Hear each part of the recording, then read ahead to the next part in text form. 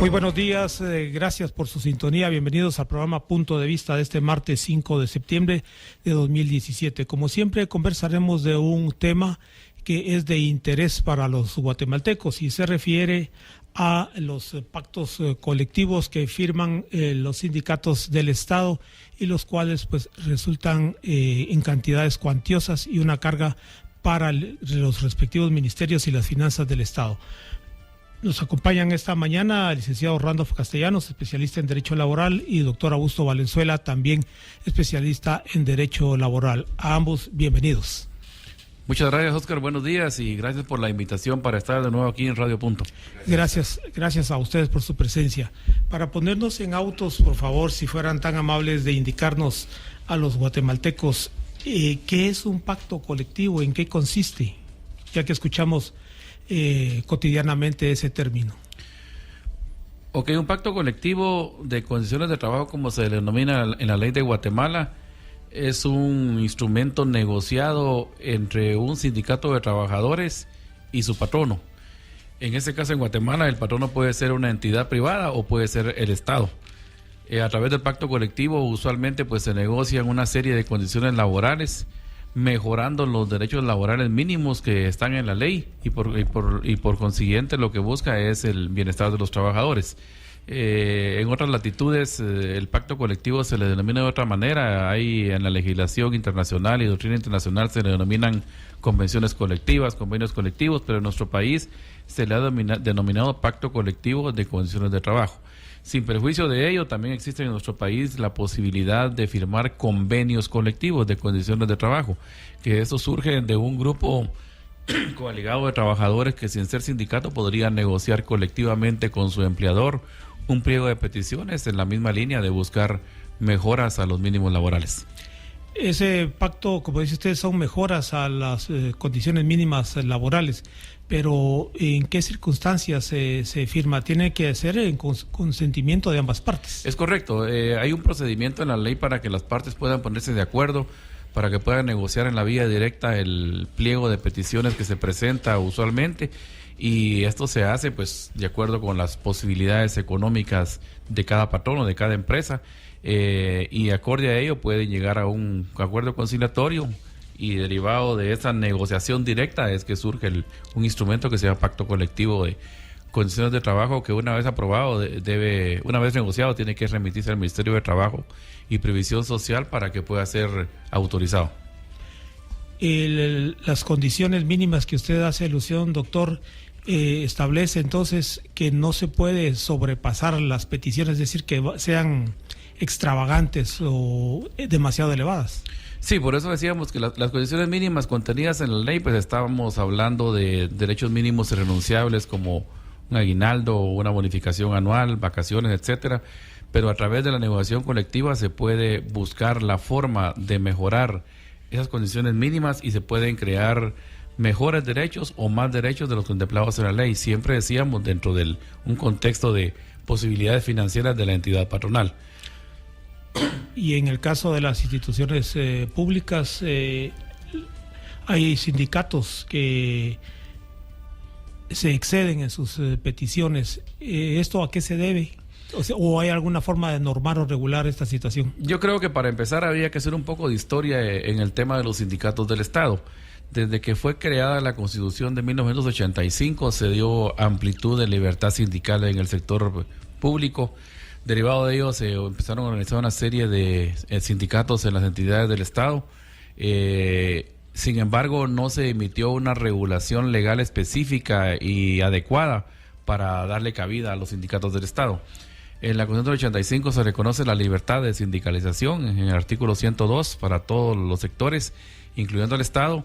Derivado de ello se emitió una ley, que es la Ley de Sindicalización y Regulación de Huelga de los Trabajadores del Estado, pero es una ley que tiene muy poco contenido, es decir, no desarrolló adecuadamente el marco normativo regulatorio de las relaciones laborales y sindicales en el Estado, porque lo único que se hizo fue prácticamente definir qué partes podrían negociar en la vía directa, quiénes serían los sujetos procesales a nivel judicial, y no dio mayores elementos de juicio, ¿verdad? Y por eso es que ya lo que estaba preestablecido en Guatemala Es decir, los tribunales de trabajo y previsión social que vienen desde los años 47 en Guatemala, que han conocido históricamente conflictos de trabajo únicamente del sector privado, pues de la noche a la mañana tuvieron que conocer también conflictos de trabajo del sector público sin mayor regulación. Es decir, lo que ya existía para el sector privado automáticamente se aplicó al sector público, pero que fue diseñado para un sector económico diferente, ¿verdad? Entonces, de alguna manera creo yo que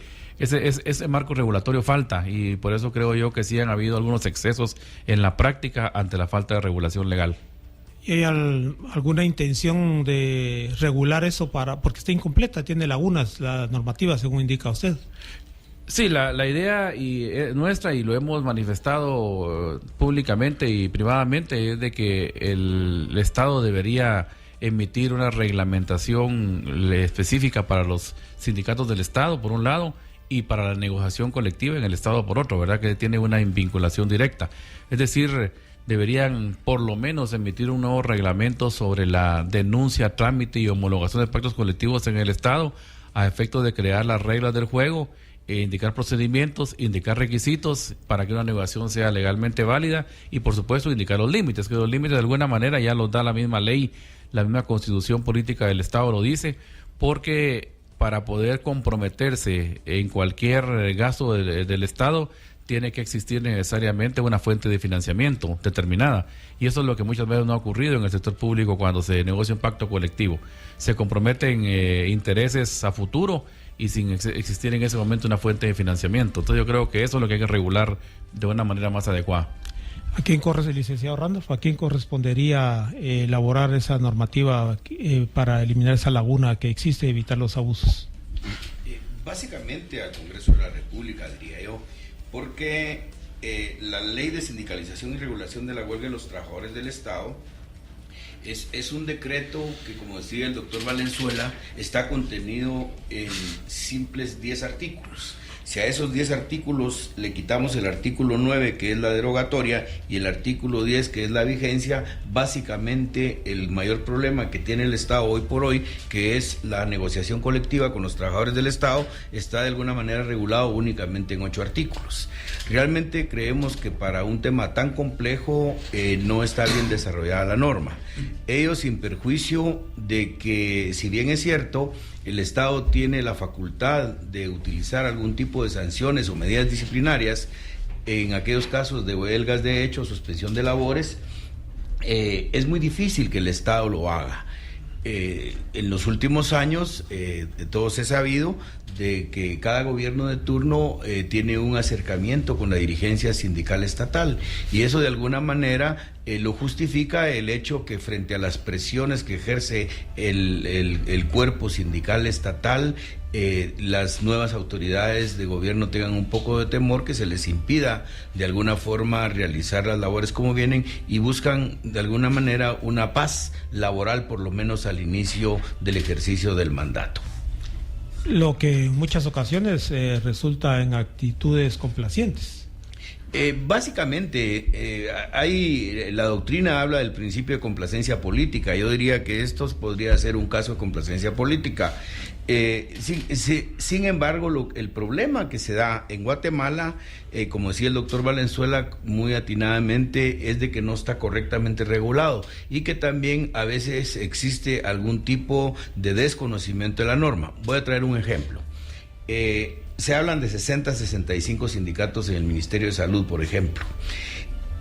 La ley establece que el patrono está obligado a negociar en base al principio de representatividad con el sindicato que tenga el mayor número de trabajadores que resulten afectados en la negociación, de tal suerte que hoy podría ser el sindicato B, y al vencimiento de este pacto sería el sindicato C, el sindicato A, el sindicato X.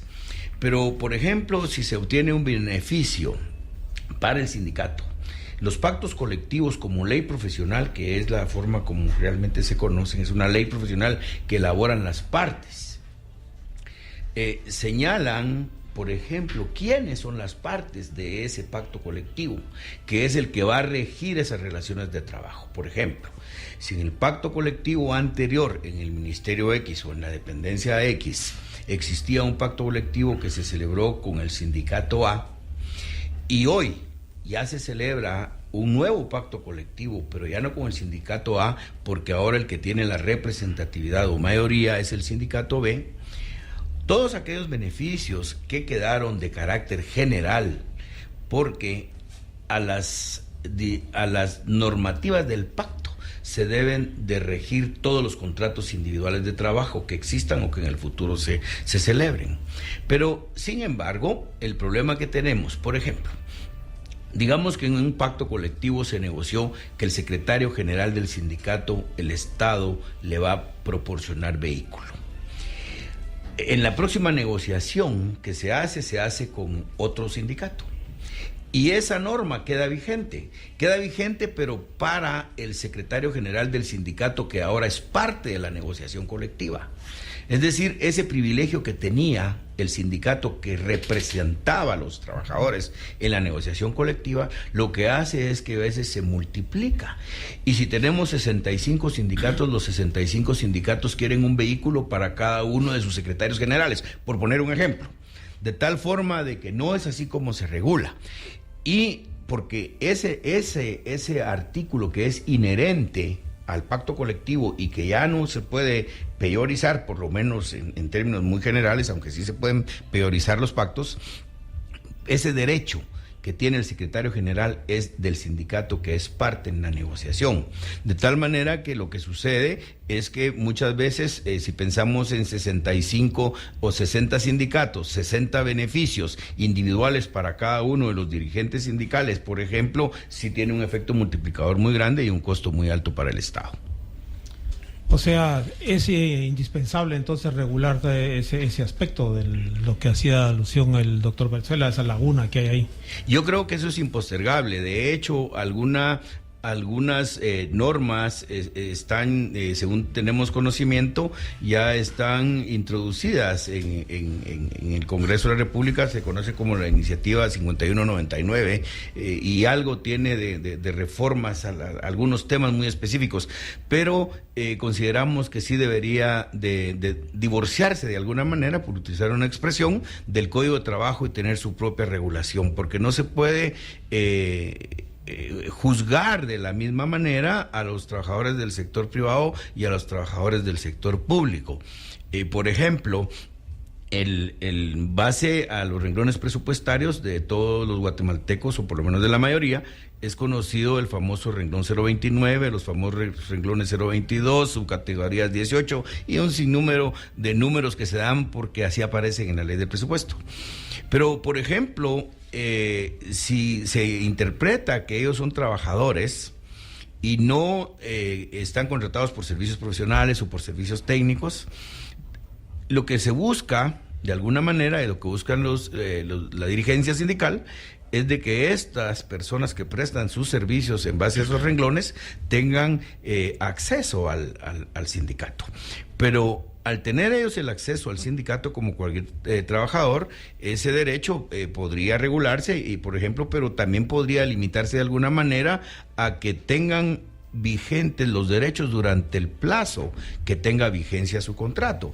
Pero ¿qué sucede si no se regula, por ejemplo, y los trabajadores, llamémosles así, del renglón 029, se les ocurre formar un sindicato y esos contratos individuales que están en el presupuesto, que vence el 31 de diciembre, son dirigentes sindicales y tienen inamovilidad, y en base hay, digamos, tribunales de honor y vigilancia, el Consejo Consultivo, el Comité Ejecutivo, se vuelve una inamovilidad de 20 o 25 personas por sindicato. De tal manera de que eso sí pondría en una situación muy difícil al Estado. Ese es un punto de vista muy particular que yo tengo. Muy bien, gracias. 8 de la mañana con 21 minutos, me indica JJ que es momento de la pausa, ya volvemos. 8 de la mañana con 23 minutos, continuamos el programa Punto de Vista de este martes 5 de septiembre de 2017. El tema es los pactos colectivos de condiciones de trabajo en las instituciones públicas y privadas. Nos acompaña el licenciado Randolph Castellanos, especialista en Derecho Laboral, y doctor Augusto Valenzuela, también especialista en Derecho Laboral. Para ambos, doctor Valenzuela, el licenciado Randolph hacía una exposición ahí bastante clara de las lagunas que hay, los problemas que enfrentan, e incluso él hacía alusión ahí en la pausa de que los sindicalistas se aprovechan, e incluso ha habido ocasiones que personas contratadas en el 029 ya piden, también forman su sindicato y piden los derechos que son inherentes al trabajador. ¿Esto es correcto, incorrecto? ¿Qué se puede hacer para regular eso? Bueno, primero, como dijimos en el segmento anterior, en la Constitución de Guatemala y los convenios de la OIT, especialmente el 87 y el 98, protegen la libertad sindical. O sea, es un principio universal. Sin embargo, a raíz de que en Guatemala existen diferentes normativas que regula el uso del presupuesto del Estado, especialmente pues la ley de presupuesto, la misma Constitución política, al hablar de el actuar de los funcionarios públicos, dicen que deben llevar a cabo el gasto público de conformidad con el presupuesto previamente aprobado. Creo yo que en la práctica sí han habido algunos abusos en el sentido de que hay personal del Estado que está contratado bajo el segmento 029 y el Ministerio de Trabajo les ha ido aprobando participar en la formación de un sindicato, por lo menos en esta administración, de lo que uno sabe. Sin embargo, creemos nosotros que por la naturaleza jurídica de cada uno de los contratos que así se firman con el Estado, la naturaleza de un renglón 029 es un renglón, primero, de servicios profesionales o servicios técnicos. Segundo, es un contrato que tiene una vigencia en el tiempo, es temporal, puede ser máximo de un año y al año termina la relación jurídica entre esa persona y el Estado. Sin embargo, si ya desconfiguramos lo que originalmente la ley tiene previsto y le damos derechos sindicales, no estamos de acuerdo, no estamos en desacuerdo con que se den derechos sindicales a la gente, pero que sea acorde a la ley. El problema es de que ya la gente se quede inamovible eventualmente en un puesto, especialmente en el Estado, que todos sabemos que usualmente la mayoría de entidades del Estado están emplazadas, como se le conoce laboralmente, ante un tribunal de trabajo, y por lo tanto las entidades del Estado no pueden despedir a nadie si no es con autorización de un tribunal. Y con mayor razón si esa persona que está en un renglón 029 eventualmente podría ocupar un cargo directivo dentro del sindicato, especialmente dentro del comité ejecutivo, que goza de inamovilidad en el trabajo y goza de inamovilidad no solo el tiempo que está en el cargo, sino durante 12 meses después de haber dejado el cargo. De tal manera pues que le estamos, a través de la figura de la inamovilidad, prorrogando automáticamente un contrato que tenía vigencia en el tiempo, y eso desconfigura, decíamos, totalmente la misma normativa del Estado, que habla de que es un 029, primero profesional y segundo de carácter temporal. Yo creo que el Estado tiene que tomar medidas al respecto, porque sí hay abuso en ese tipo de figuras en la práctica diaria. Insisto en que no estamos en desacuerdo con el tema de libertad sindical, es un hecho que tiene todo ciudadano, pero que se haga dentro del marco de la ley. Por el elevado costo que tiene para las finanzas del Estado, precisamente. Quiere decir que es urgente regular eso, porque ya lo vemos, un ejemplo de sindicatos de salud, magisterio, bueno, el otro es el organismo legislativo, el Congreso de la República, con prestaciones fuera de lo normal, que pues para la generalidad de la población. Yo creo que los ejemplos que usted pone de pactos colectivos del Estado son como ejemplos que toda la población ha señalado, ¿verdad?, como un abuso en la negociación colectiva, porque decía pues que el pacto colectivo va encaminado precisamente a mejorar los derechos laborales, pero a mejorarlos con mesura, a mejorarlos dentro de los límites que se puede hacer, porque con esos ejemplos que ponemos de que hay en el Estado, especialmente en el Congreso de la República, Ministerio de Salud, Ministerio de Educación, primero sueldos elevadísimos comparados con otros organismos del Estado, eso va totalmente en contra de lo que la misma Constitución establece en cuanto a los principios laborales, en cuanto a que debe haber una igualdad en el salario. La misma Constitución establece pues que a una persona que trabaja en determinadas condiciones se debe pagar el mismo salario a otra que trabaja en las mismas condiciones, pero aquí en el Estado hay una total disparidad, incluso en el Congreso gente que gana 30,000, 40,000, 50,000 quetzales, que muchas veces no es profesional, no es que no querramos que ganen mal, ¿verdad?, sino que de alguna manera está en total desacuerdo con otros organismos del Estado. Pensemos en un Ministerio de Salud Pública, donde un médico gana una cantidad de una tercera o una cuarta parte de lo que estoy mencionando, y con una responsabilidad mayor y con un esfuerzo mayor. De tal manera que los pactos colectivos, como yo lo veo, es que ha sido una fuente de poder, aprovecharse del presupuesto del Estado, y eso lo que permite es que los costos para el Estado en materia de pactos colectivos es elevadísima, y por lo tanto los presupuestos del Estado se van en la parte de meramente de funcionamiento y no de inversión. Guatemala, como un país pobre, pues requiere de una atención del Estado en muchos intereses de la población, y especialmente en el tema de salud, en el tema de seguridad, en otros temas de suma importancia, que por la carencia de presupuesto, porque estamos destinados a pagar salarios principalmente, no se le da esa atención a la población, ¿verdad? Que podría aprovecharse de una mejor manera el presupuesto del Estado. Así que yo siento pues que no hay una solidaridad entre las personas que negocian esos pactos colectivos con el bien común, ¿verdad? Está habiendo un bien particular realmente, ¿verdad? Y eso va en contra de los mismos principios constitucionales. Pero eso es lo que precisamente hay que regular, buscar una salida, una forma de cómo permitir que el Estado atienda las necesidades prioritarias de la población, que al final financiamos todos los ciudadanos con nuestros impuestos. Para regular eso, me estaba recordando que la relación laboral de los trabajadores del Estado la maneja la Oficina Nacional de Servicio Civil. Se ha mencionado mucho de la urgente necesidad de reformar la ley de servicio civil. ¿Cómo se encuentra actualmente? ¿Está muy atrasada, desfasada ya totalmente, y aspectos que tal vez no se contemplaron en el momento que fue emitida y aprobada dicha normativa? Sí, en efecto, la ley de servicio civil es la ley especial laboral para los trabajadores del Estado, para los servidores públicos. Sin embargo, también hay que mencionar que se han ido emitiendo en el tiempo otras leyes aplicables únicamente a determinados organismos del Estado. La ley de servicio civil, por ejemplo, el organismo judicial, y otras que sean servicio municipal, en fin, que ya tienen como una normativa más o menos ad hoc a cada segmento del Estado. Sin embargo, han habido intentos precisamente de reformar la ley de servicio civil para modernizarla.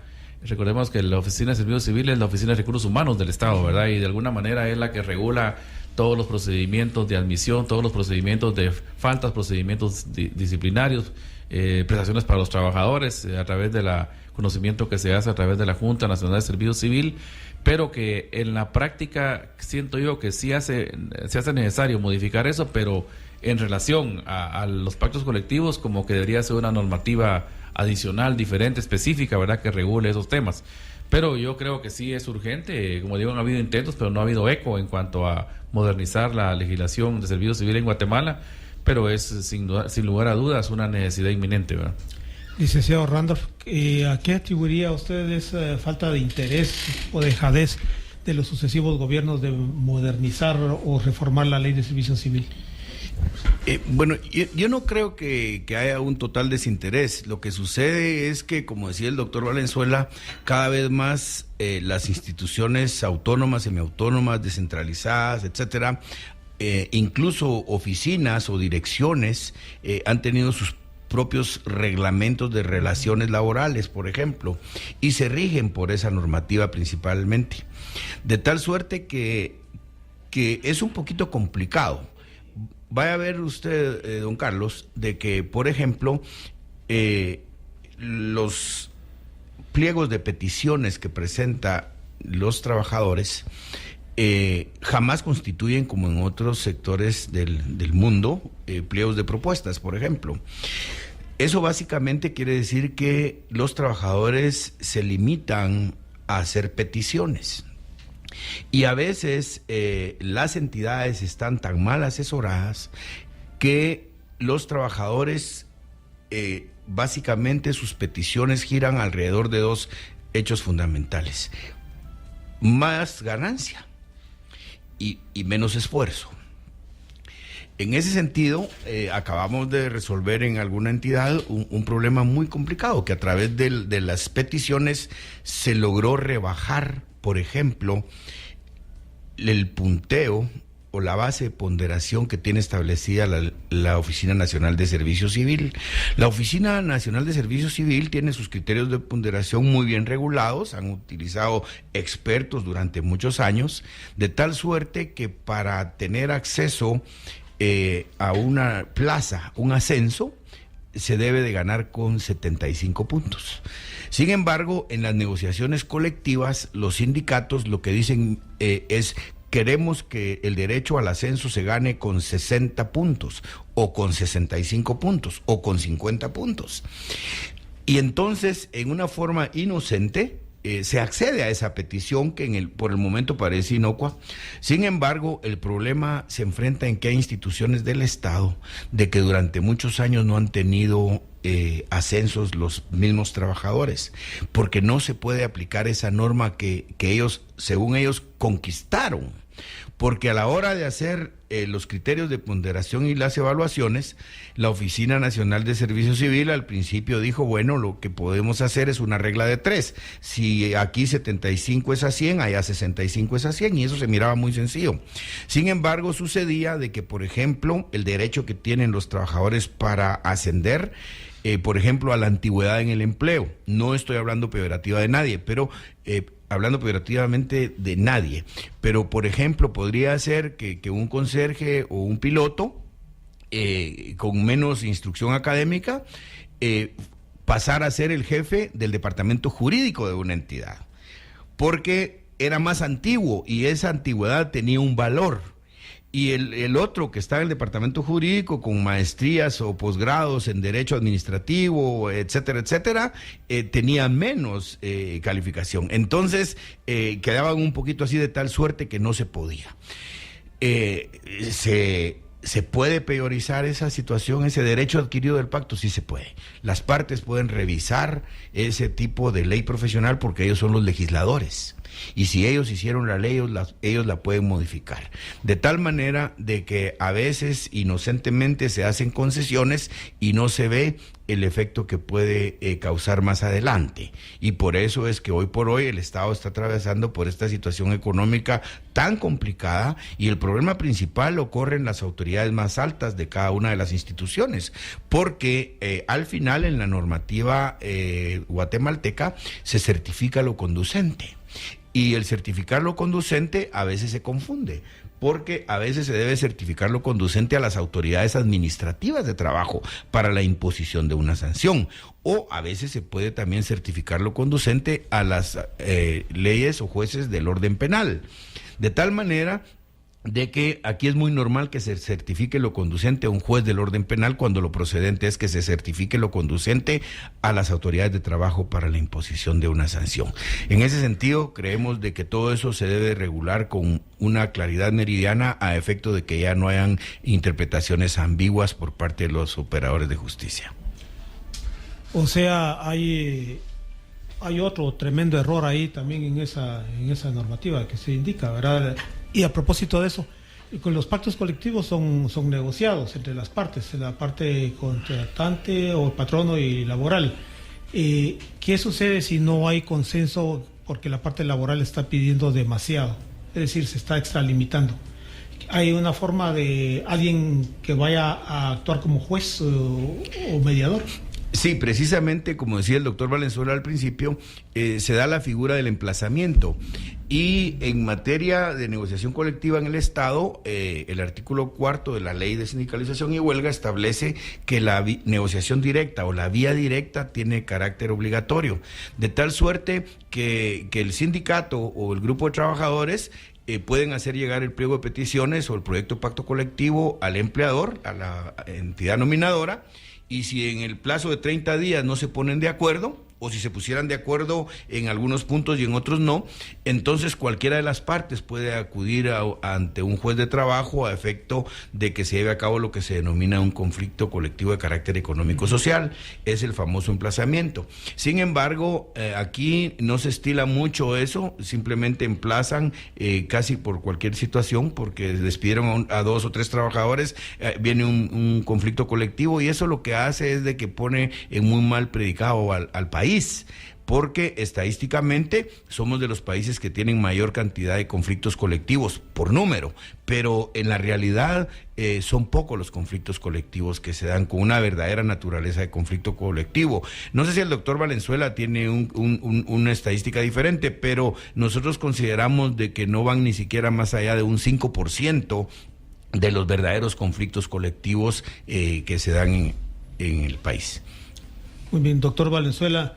En el Ministerio de Salud Pública hay discrepancias entre las autoridades y los sindicalistas por una resolución de un juzgado. de trabajo que obliga a la entidad nominadora al ministro a entregar más de 63 millones a sindicalistas del Hospital General San Juan de Dios. ¿Este es un ejemplo del abuso precisamente en los pactos colectivos? Sí, de lo que tenemos entendido, existen muchos conflictos colectivos en los tribunales de trabajo de nuestro país, derivado precisamente de ese tipo de cuestiones, unas por no haberse puesto de acuerdo en la vía directa y otra porque se ha abusado eventualmente del contenido de los pactos colectivos. Este ejemplo que usted pone es uno de tantos, ¿verdad? Porque en la práctica hay muchas cuestiones que se han discutido. Por ejemplo, se ha hablado de viáticos para dirigentes sindicales a nivel nacional y no solo son del Comité Ejecutivo del Sindicato, sino que va extendido a una serie de delegados a nivel nacional de los sindicatos y que los viáticos van al mismo nivel, por ejemplo, de lo que puede cobrar un viceministro o un ministro en un momento determinado, lo cual no tiene ninguna congruencia eventualmente. Sin embargo, hay cosas como las que usted menciona que pudieron haber existido laudos arbitrales emitidos por un tribunal arbitral en el cual se han otorgado muchas mejoras laborales, por llamarlo de alguna manera, pero también con un abuso, ¿verdad? Porque no es la naturaleza del derecho laboral, digamos, en este caso, crear un fondo específico para pagar deudas de los trabajadores. Eso nunca se ha visto, pues, en Guatemala, porque yo no lo había visto hasta ahora en el Estado. En todo caso, pues se puede mejorar un incremento salarial, se puede mejorar una condición laboral, se puede dar algún beneficio adicional, se puede mejorar un mínimo laboral, pero no dar ese tipo de prebendas para un grupo específico en un pacto colectivo. Y lo que es peor, que muchas veces en la práctica, al momento de negociarse un pacto colectivo, no se ha hecho a conciencia un análisis financiero del impacto que pueda tener en las finanzas del Estado para ver si hay capacidad económica o no, y que en todo caso la autoridad, por ley llamada esto, debería previamente a la negociación dictaminar que existen fondos para ello, ¿verdad? En este caso estamos hablando, para principiar, de la Dirección Técnica del Presupuesto del Ministerio de Finanzas Públicas, que debería indicar si existe o no capacidad financiera del Estado para hacerle frente a ese tipo de cuestiones, lo cual en la práctica entendemos que no se ha hecho a cabalidad, y los jueces laborales, en este caso el Tribunal de Arbitraje, que pudo haber emitido ese laudo arbitral, igualmente debería tener conocimiento exacto de las interioridades del Estado en materia de financiera, para ver si el Estado tiene capacidad o no y si esto es viable o no. Pero lamentablemente tampoco piden un dictamen al Estado, sino que de acuerdo con su criterio ellos determinan ese tipo de cuestiones, y eso sí es lamentable, porque no es como muchas veces hacen algunos jueces, no todos, ¿verdad? Pero algunos jueces simplemente dicen, hay una petición de 100, en la parte empleadora ofrece 1, yo le doy 50, ¿verdad? Una resolución muy solomónica sin entrar a un análisis profundo del tema. Así que yo creo que también ahí hay alguna falencia a nivel judicial para que el juez laboral que conoce un conflicto colectivo pues se haga valer y tenga conocimiento de todos los elementos necesarios para ver si el Estado o el patrono particular tiene esa capacidad financiera para hacerle frente a un impacto de estos. Gracias. 8 de la mañana con 42 minutos, vamos a la 8 de la mañana con 46 minutos, entramos a la recta final de Punto de Vista de este martes 5 de septiembre de 2017, conversando con los especialistas en Derecho Laboral, licenciado Randolph Castellanos y doctor Augusto Valenzuela, acerca de los pactos colectivos de condiciones de trabajo en general, pero específicamente de los sindicatos estatales, en vista que algunos de ellos en muchas ocasiones se extralimitan precisamente en sus peticiones. Doctor Valenzuela, usted hacía mención de la necesidad de que los jueces, los jueces de trabajo estén compenetrados de lo que está resolviendo, y que precisamente ahí la normativa indica que puede hacer consultas a la Dirección Técnica del Presupuesto, a las autoridades correspondientes cuando se trata de asignar fondos que provienen del Estado. Sí, en efecto, decíamos que tanto en la vía directa, cuando un grupo de trabajadores representado por un sindicato negocia con el Estado, debería existir primero la disponibilidad financiera para hacerle frente a lo que ahí se negocie. Sin embargo, no se ha hecho de esa manera, ¿verdad? O se ha hecho al revés. En un momento determinado se negocia el pacto colectivo, pero como no hay disponibilidad financiera para ese ejercicio fiscal, lo programan para el siguiente, ¿verdad? Como una obligación de esa entidad del Estado, O sea, ese es un procedimiento al revés, no como debería ser correctamente. Primero veamos si hay plata y luego definimos si lo presupuestamos. Igual ocurre, digamos, a nivel judicial cuando se conoce por parte de un tribunal de trabajo un conflicto colectivo derivado de que las partes no se pusieron de acuerdo en la mesa de negociaciones o no hubo ni siquiera acercamiento en la mesa de negociaciones. El juez laboral debería también pues tener ese cuidado de revisar adecuadamente si las peticiones en materia económica o no económica son viables en su contenido, principalmente la de tipo económico, porque impactan necesariamente en la parte patronal, en este caso que estamos hablando del Estado. Como ahora si son fondos públicos, debería consultarse principalmente a la DTP, como se le conoce, la Dirección Técnica del Presupuesto, para saber realmente si dentro del presupuesto de esa entidad del Estado existe posibilidad financiera para ellos. Si no, lo único que estamos haciendo es poniéndole más cargas al Estado en el tema laboral. Insisto, no estamos en desacuerdo con el mejor de los trabajadores, pero que no sea por esa vía en la cual se ha habido cierto abuso en la negociación colectiva. Creemos que vale la pena revisar adecuadamente eso, y lo cual implicaría, primero, a mi juicio, poder establecer una normativa adicional a lo que existe el día de hoy, en el sentido de poder reglar adecuadamente los procedimientos, tanto en la negociación en la vía directa, como también al momento que un tribunal de arbitraje conozca un conflicto colectivo y decida a favor de una parte ese conflicto colectivo. Entonces yo creo que sí falta normativa, y eso es lo que deberíamos todos preocuparnos en este momento. Por otro lado, creo también que hace falta modernizar un poco los procedimientos judiciales. Al día de hoy tenemos un código laboral, como decíamos, de 1947.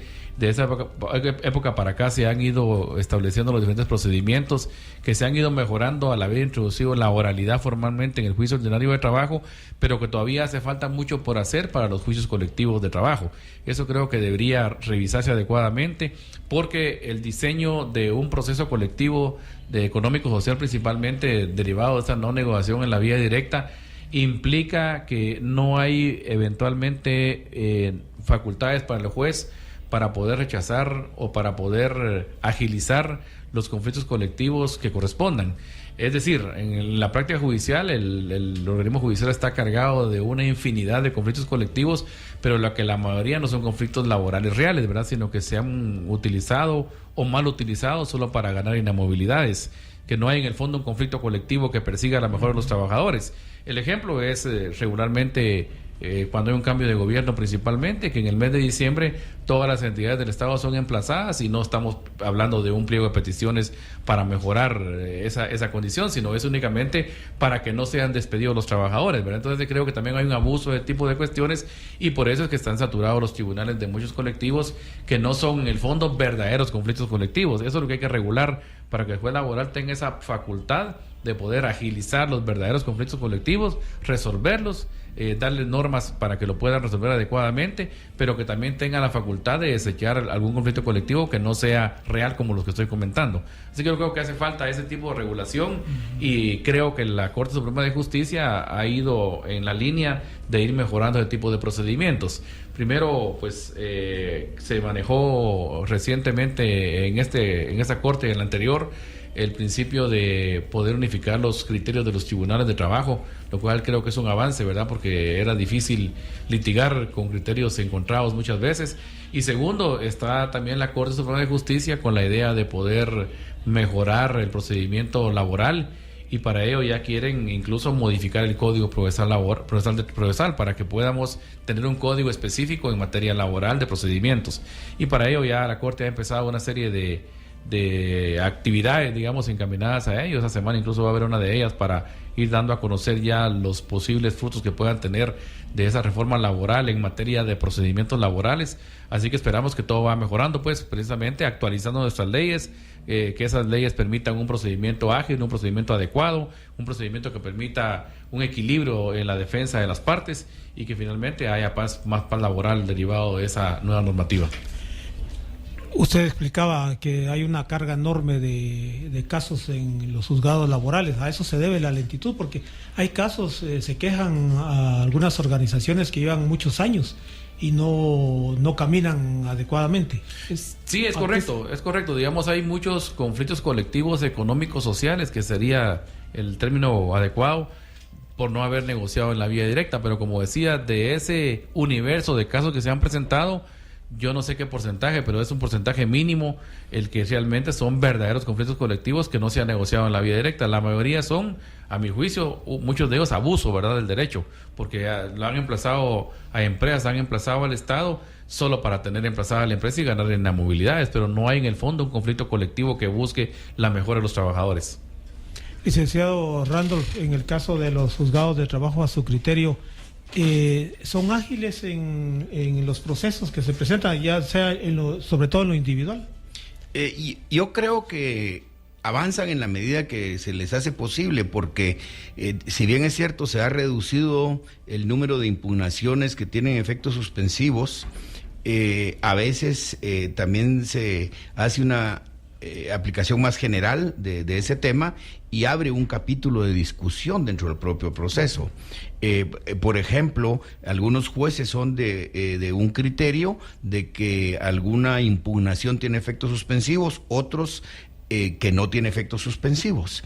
Otros jueces son del criterio de que alguna norma es apelable, otros de que esa misma norma no es apelable, o esa misma resolución, perdón, no es apelable.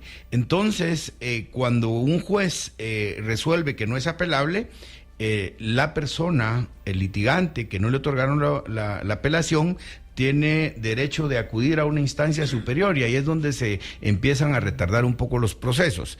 Pero yo creo que hay temas más importantes, que no quisiera dejar de señalar este.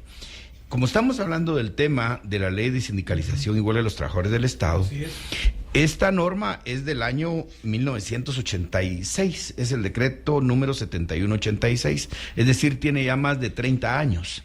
Pero para la integración de los tribunales de conciliación y arbitraje, el artículo 6 establece que el Estado debe de formular la lista de los integrantes de los tribunales de conciliación y arbitraje, el Estado.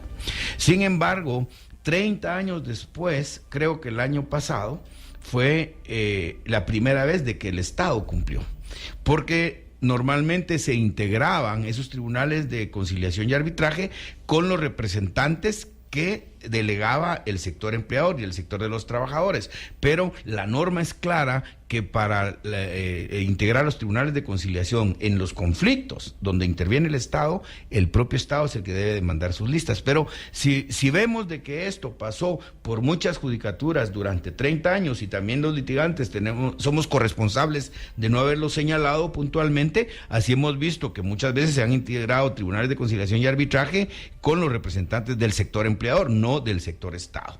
De tal suerte que sí es necesario, en primer lugar, una reforma. Esta es una necesidad que ya no podemos estar deteniendo a la ley de servicio civil. Ahí es necesario también una regulación plena de la ley de sindicalización y huelga de los trabajadores del Estado, y sobre todo que tratemos de resolver los conflictos dentro del marco legal.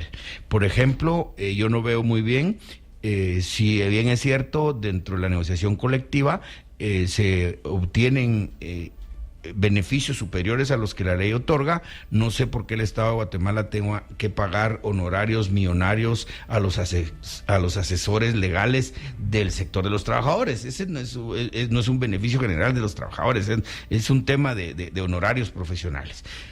De tal manera de que hay muchas cosas que están sujetas a discusión, pero tampoco considero que sea a través de una declaratoria de lesividad que se puede dar marcha atrás en estos temas. Sí existen soluciones. La ley da la forma de resolverlo, pero hay que saberlo llevar, y también ambas partes deben de estar conscientes de hasta dónde quieren llevar sus pretensiones. A la hora de la negociación de pactos colectivos, ustedes hacían alusión que los trabajadores solicitan prerrogativas con base al derecho de petición que tienen, pero no va aparejado con rendimiento, es decir, un beneficio para la parte laboral, pero también para la parte empleadora en cuanto a mayor rendimiento, sino que se queda a discreción. Esto sí se hace en el sector privado. ¿Consideran ustedes que ahí hay otro problema también que debe normarse o regularse para evitar los abusos, precisamente? Sí, en el sector privado, en efecto, modernamente se ha establecido un salario principalmente por resultados, ¿verdad? Por evaluaciones de desempeño de las personas a efecto de poder premiar al que es eficiente. En el Estado, lamentablemente, eso no se da, ¿verdad? Y los pactos colectivos simplemente lo que han hecho, pues sí, es mejorar algunos derechos, pero otros, como decíamos, también ha habido algún abuso sin mayores reglas. Simplemente se establece un salario X para determinado puesto laboral sin atender a las capacidades de las personas. Y de hecho hay mucha disparidad en las estructuras salariales del Estado, como ya decíamos, lo cual vulnera y sin lugar a dudas el principio de igualdad en el salario, ¿verdad? Porque debería haber un igual salario para igual trabajo desempeñado en igualdad de circunstancias, eficiencia y antigüedad. Pero yo creo que eso es lo que tiene que ser motivo de normativa, de regulación adecuada para evitar ese tipo de distorsiones que se han dado en el día a día en las relaciones laborales del Estado. Muchas gracias, doctor Valenzuela. 8 de la mañana con 58 minutos. Llegamos ya a la parte final de este programa Punto de Vista. Agradecemos la presencia del doctor Augusto Valenzuela y el licenciado Randolph Castellanos, ambos expertos en Derecho.